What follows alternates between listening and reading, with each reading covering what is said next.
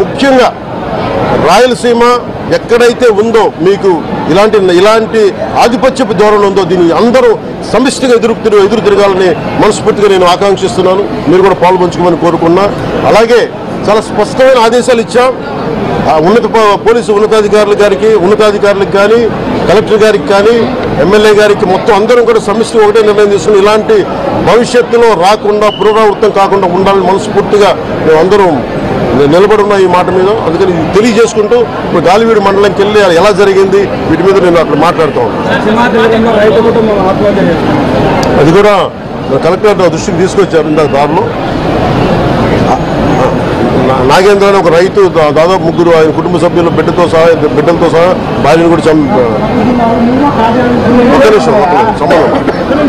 ఇది దృష్టికి దిగని చెప్పారు నాకు. ఇది 2 అంశాలుగా మేము చర్చిస్తున్నాం. దాని ఇన్వెస్టిగేషన్ జరుగుతూ ఉంది.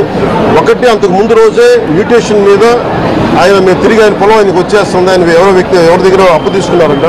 ఆ సదరు వ్యక్తి దగ్గర తిరిగి ఆయన మీద రాయించుకోవడానికి ఆయన మ్యూటేషన్ కూడా జరిగింది. అంటే దాని అర్థం ఏంటంటే అప్పు తీర్చడానికి సంసిద్ధంగా ఉన్నారు, ఆయన దగ్గర డబ్బులు ఉన్నాయని అర్థం.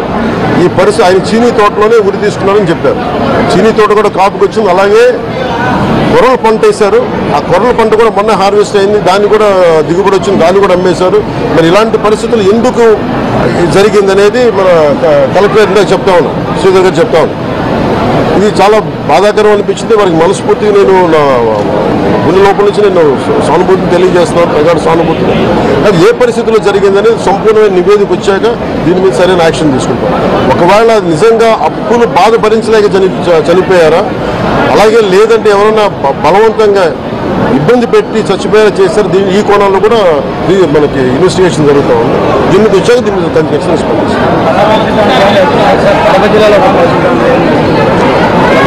ప్రధాన సమస్య ఉంది సార్. అటవీ శాఖ ఆధ్వర్యంలో ఎక్కువగా ఇక రిజర్వ్ కన్వర్షన్ ఎక్కువ సార్, ఫారెస్ట్ రిజర్వ్ కన్వర్షన్ ఎక్కువ.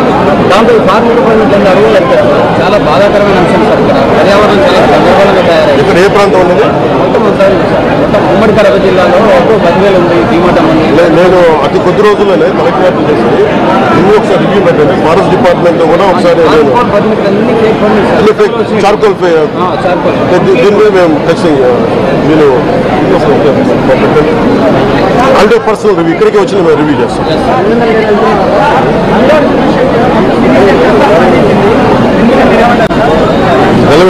ఇక్కడ మనుషులు తెచ్చిపోయి సినిమాలు తెచ్చిపోయి కొంచెం పెద్ద మనుషులు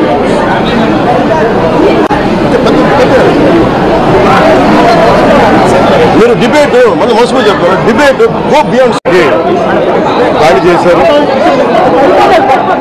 దాడి చేసిన వ్యక్తి గతంలో